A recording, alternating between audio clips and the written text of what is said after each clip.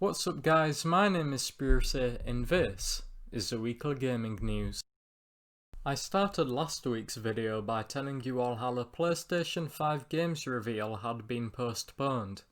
Well, now we have been given the new date. The PlayStation 5 games reveal will occur at 10 PM GMT on the 11th of June, or in other words, tomorrow. Speaking of the PS5 games reveal, Anthony Johnston, the writer of the Dead Space games, has gone to Twitter to let us know that a game he has worked on for the past 2 years will be featured at this event.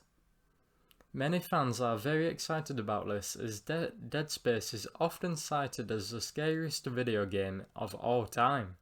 So, the question now is Johnston's new game going to be another horror masterpiece, or is he going to try something different?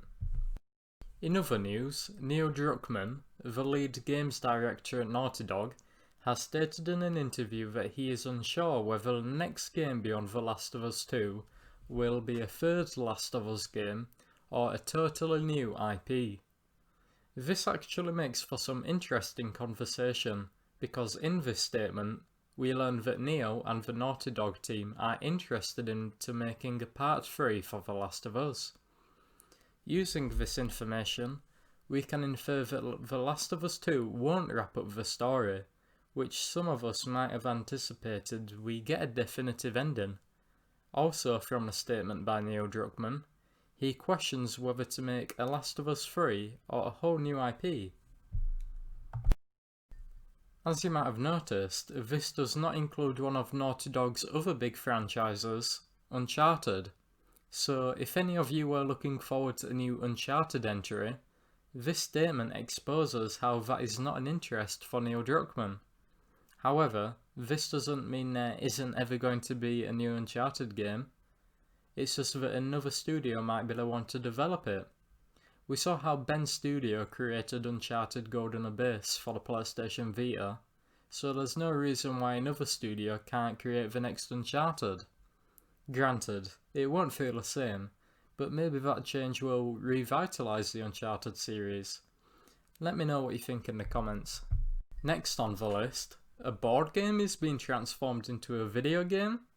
That's right, as yesterday we just got the announcement that the board game NEMESIS will be the base for Nemesis Distress, which is being developed by Ovid Works and Awaken Realms. The game is an online asymmetric multiplayer, where each player is assigned a different role with different objectives in 40-minute matches. The game also has a player versus enemy element, as unwanted creatures sneak onto the spaceship setting. I love asymmetric multiplayers, so I can't wait to see more of this game. By the way, if any one of you is interested, you can support Awaken Realms Kickstarter for a lockdown expansion of the game, and as an incentive, you'll get the main game at a reduced price. On top of this, we can take a look at some job listings to infer that Bungie's next game, those behind games like Halo and Destiny, will be comedic and whimsical. This is a bit of a departure from that seen in their previous games, so we will just have to wait and see how it pans out. This new project hasn't been revealed to the public yet, so we can assume it is quite far off, and will be for the next generation of consoles. Bungie CEO Pete Parsons has announced that he is aiming to have a new franchise in the marketplace in 2025, so as I mentioned, we're probably quite a way off before this project comes to life. Now, let's go over the new Xbox Game Pass titles for June. This month, the games being added are No Man's Sky, Kingdom Hearts HD, Dungeons of the Endless, Battlefleet 2, Bard's Tale Remastered, and Thronebreaker.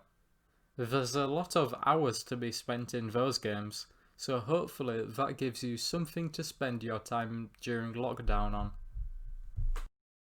Another thing I'd like to discuss in this video is the next Far Cry entry. We all know it's coming.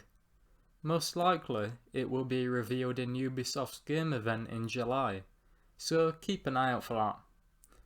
Supposedly, the game will depart from the Northern American setting seen in Far Cry 5, and the game will take place in a more exotic location. This could mean a return to a tropical island setting, which would fit with the return of the character Vass, although I doubt they would recycle a location from a previous game. Maybe Far Cry 6 will take place in somewhere like Brazil, South Africa, or even Colombia. This setting would pair well with a story surrounding the drug cartel. Then again, we might see Far Cry 6 take place somewhere completely different, perhaps China or Vietnam. I say Vietnam because we do see Ubisoft take an interest in that country, with the Hours of Darkness DLC on Far Cry 5. Where do you think Far Cry 6 will take place? Finally, Modern Warfare fans, you can play Season 4 of the game on June 11th, much sooner than you might have thought. This season comes with a new Battle Pass and updates for both the regular multiplayer and Battle Royale mode, Warzone.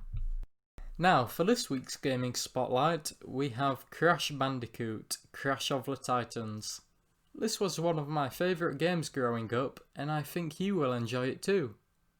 It takes the franchise to new heights, with new mechanics such as taking control of your enemies, plus more, while still honouring the original games and including the beloved characters in the series.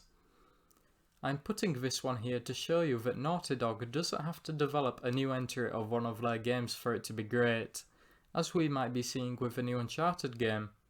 Crash of the Titans released in 2007 for the PlayStation 2 and Xbox 360, and eventually got released on the Game Boy Advance.